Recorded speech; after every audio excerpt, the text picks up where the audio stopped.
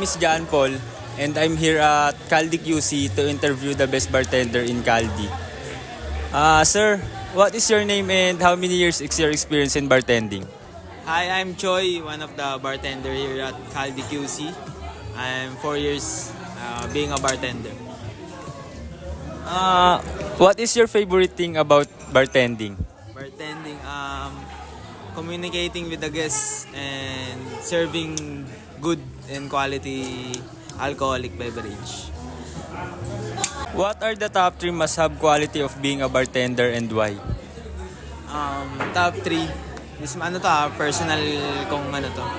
Una sa lahat is yung grooming and appearance ng isang bartender. Kailangan malinis ka, kailangan presentable ka. Para pagkausap mo na yung guest, pagharap mo na yung guest, maganda tignan, ganun. And then, pangalawa is, quality, no? Pangalawa, kailangan open-minded ka rin. Kasi, iba't ibang personality, iba't ibang tao yung makakasalamuha mo. Kaya kailangan, open-minded ka. Kailangan, hindi ka pwedeng mainipin. Intindihin mo rin yung mga guests natin, ganyan. Tapos, pangatlo, siguro kailangan mahal mo rin yung ginagawa mo. Enjoyin mo lang kasi sobrang lawak ng industry ng bar. Kasi nga madaming klase ng alak, madaming klase ng wines, ganyan. Iba pa yung wines, ganun. So, ayun, kailangan knowledgeable ka rin. Yun lang. What is your most unforgettable moment as a bartender?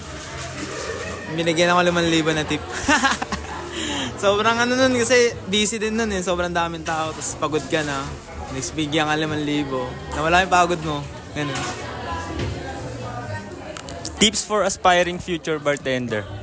Tip. Ganun ng quality. Kailangan enjoyin mo lang. Tapos mahalin mo yung trabaho mo.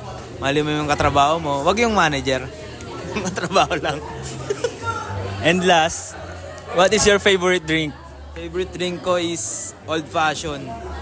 Kasi straightforward cocktail siya. Meaning, pag tinikman mo siya, malasa mo kaagad yung alak, which is yung whiskey.